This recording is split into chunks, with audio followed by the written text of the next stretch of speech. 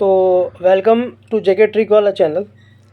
तो जैसा कि हम जानते हैं कि ये जो चैनल है एजुकेशन के कंटेंट के ऊपर है। तो आप इस चैनल पर एजुकेशन के बारे में, करियर के बारे में, फाइनेंस के बारे में, अपने स्ट्रैटेजी के बारे में, आपको लाइफ में क्या करना चाहिए, उसके बारे में ये चैनल आपके लिए हेल्पफुल हो सकता है। ठीक है। रीज़न क्या है इसका एक ही रीज़न है कि आगे बढ़ने के लिए, लाइफ में कुछ करने के लिए आपके पास एक रणनीति होनी चाहिए। जो आपके पास रणनीति होगी, जो आपके पास स्ट्रैटेजी होगी, उस स्ट्रैटेजी के लिए आपको एक गाइडेंस की ज़रूरत होती है। गुरु के बिना ज्ञान नहीं होता।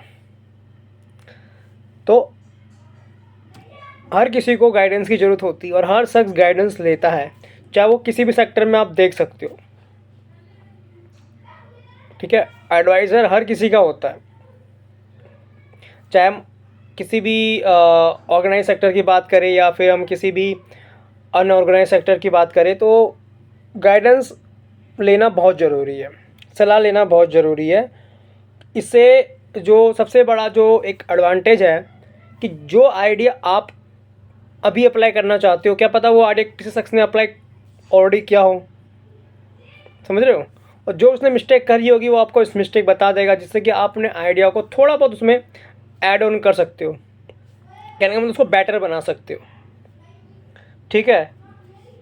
और जैसे कि हम देख रहे हैं कि जो अभी 12th CBSE के एग्ज़ाम चल रहे हैं, स्टेट जो बोर्ड होते हैं हमारे 10 12 के, उनके एग्ज़ाम चल रहे हैं और स्टेट बोर्ड के एग्ज़ाम चल रहे हैं।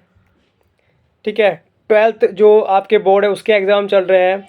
तो जो बच्चे पहली एडवाइस तो मैं उन बच्चों को देना चाहता हूँ एज अ टीचर कि आप मेहनत करिए।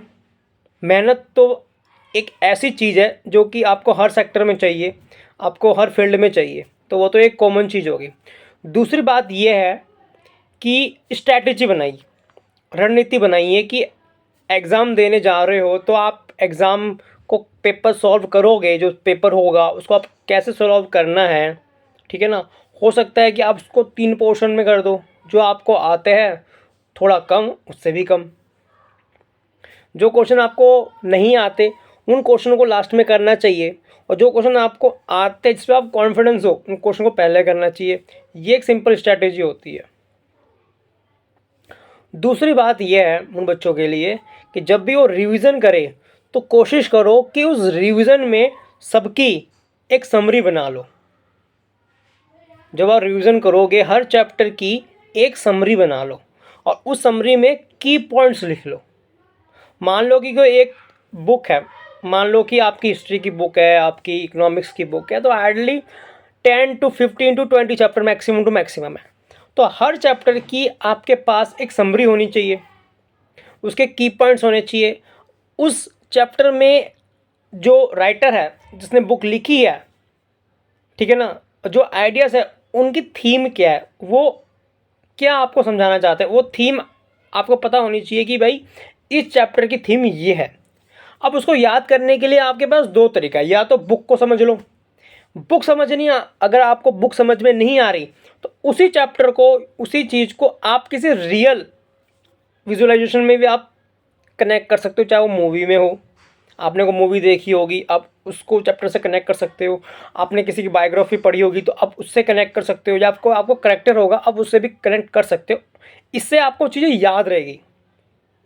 ठीक है ना। फिर आपको प्रेशर पुट अप माइंड में नहीं करना पड़ेगा, आपको वो चीज़ याद रहेगी। उसमें जो की पॉइंट है वो आपको याद, ऑटोमेटिक याद हो जाएंगे, जिससे कि आपको सोचना नहीं पड़ेगा कि इसके बाद क्या करना है। जब चीज़ें आपकी माइंड में याद रहती है ना, तो आपको पढ़ने में मज़ा आता है और लिखने में मज़ा आता है। समझ रहे हो। तो की पॉइंट बनाना बहुत ज़रूरी है। तीसरा पॉइंट है जो कि 12th बच्चों के लिए है, क्योंकि 12th जैसे ही एग्ज़ाम होते हैं तो यूनिवर्सिटी के लिए एग्ज़ाम होता है, एंट्रेंस एग्ज़ाम होते हैं, डिफरेंट यूनिवर्सिटी एग्ज़ाम कंडक्ट करवाती है। ठीक है ना। IIT हो गए, नीट हो गए, अदर टीचिंग एग्ज़ाम हो गए, जो भी आप फील्ड में जाना चाहते हो, फैशन टेक्नोलॉजी, आर्किटेक्चर, जिसमें भी आप जाना चाहते हो, इसके एंट्रेंस एग्ज़ाम होते हैं। तो 12th के बाद जैसे आपके एग्ज़ाम हो जाए तो वैसे ही आपको प्रिपरेशन करनी है। आपके नेक्स्ट जो गोल है कि जो फील्ड में आप जाना चाहते हो, और जैसे आपका वो एग्ज़ाम हो जाए, आपका एंट्रेंस हो जाए, फिर आपको सेलिब्रेशन करना है। ठीक है, 12th का एग्ज़ाम हुआ, जैसे एग्ज़ाम कंप्लीट हो उसके बाद आपको अपने एंट्रेंस एग्ज़ाम की तैयारी करनी है। एंट्रेंस एग्ज़ाम जब तक नहीं हो जाता तब तक आपको एंजॉय नहीं करना। जैसे आपका एंट्रेंस एग्ज़ाम हो जाए तब जाके आपको खूब एंजॉय करना, खूब मस्ती करनी, खूब पार्टी करनी, लेकिन एंट्रेंस एग्ज़ाम तक आपको कुछ भी नहीं करना। बात क्लियर है यहाँ तक? ठीक है ना?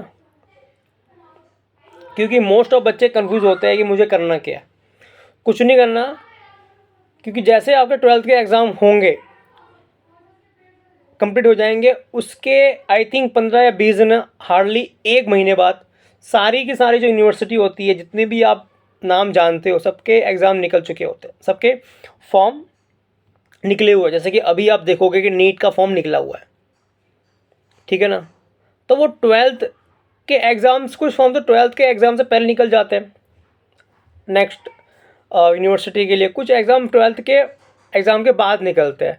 तो वो भी एक बार आप गो थ्रू हो जाना कि कौन कौन से एग्ज़ाम का आप फॉर्म भर के रख लो एटलीस्ट। ठीक है ना?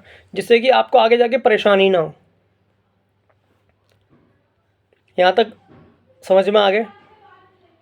पॉइंट क्लियर है यहाँ तक? ठीक है ना?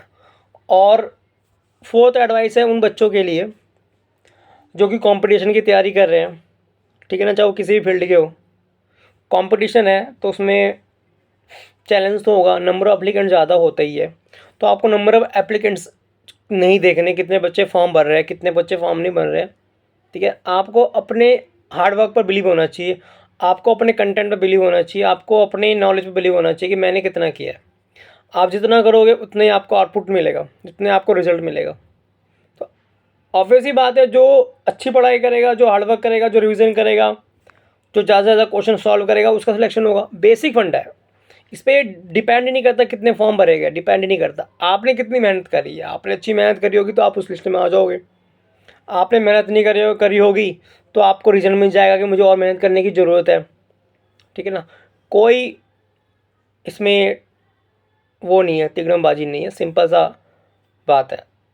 मेहनत करोगे, रिवीजन करोगे, नोट्स बनाओगे, क्वेश्चन अटैम्प्ट करो, जैसे ज़्यादा क्वेश्चन सॉल्व करोगे उतनी चीज़ें आपकी माइंड में वो सेव होती जाएगी लाइक अ कंप्यूटर। मामला यहाँ तक क्लियर है? तो मेहनत करनी है, क्योंकि ठीक है ना, काम की बात करते तो अच्छा लगता है।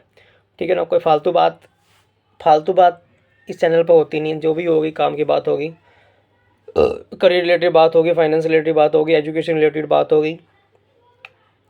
ठीक है ना? आगे क्या करना चाहिए, स्ट्रैटेजी के बारे में बात होगी।